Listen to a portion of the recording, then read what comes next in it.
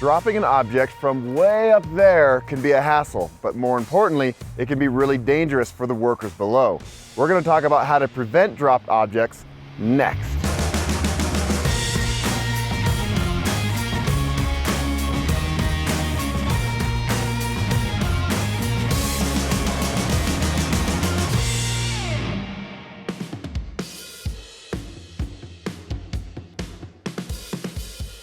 Dropped objects can be a real bummer. First, you lose time having to go down to retrieve the item, or you lose time creating a workaround to get the job done right. But most importantly, it puts your buddies on the ground at risk because they're the ones that could pay the ultimate price. I'm here with my friend Danielle Myers, and today we're talking about tool drop prevention. Danielle, in the last year, 247 fatalities and over 45,000 injuries have happened in the workplace due to falling objects. How is the climbing industry doing its part to reverse this trend? So there are the passive traditional ways of protecting ourselves from falling objects, such as toe boards on platforms, helmets, steel toe boots, and other personal protective equipment. That makes sense, Danielle, but what if somebody drops a spud wrench from 300 feet and it hits you in the hard hat? That's going to be deadly. What is the tower industry doing to prevent dropped objects altogether? Yeah, Ryan, nothing's more effective than preventing objects from being dropped altogether, and that can only be done by the climbers up top. So Danielle, you've been at this for a long time. Have you ever had anything dropped on you? My coworker once dropped a half-pound carabiner on me from 40 foot up. It hit my shin and it was incredibly painful. So I did some calculation, looked it all up, and it hit me with 42 pounds of force. That sounds horrible. And a carabiner's just this big. I mean, if it's something a lot bigger, we're talking serious damage. I don't want to imagine what it would have done to my leg if it had been anything bigger. Before we get further into prevention, let's look at the damage that can be done by a falling tool. Let's do it.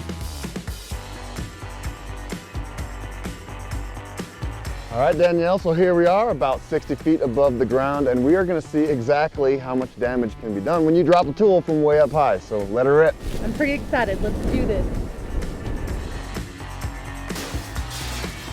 Woo!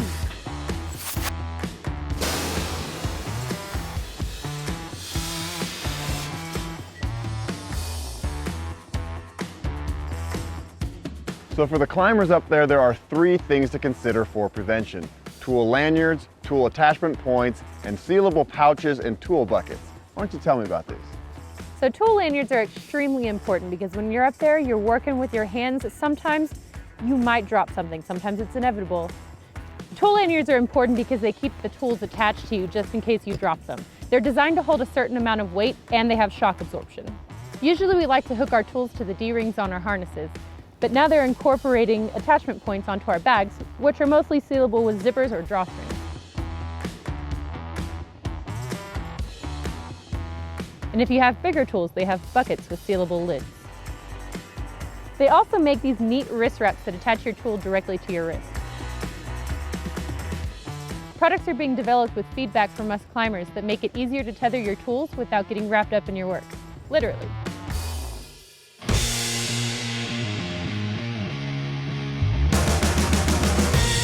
You've seen what a drop tool can do. Imagine what it can do to you or one of your colleagues.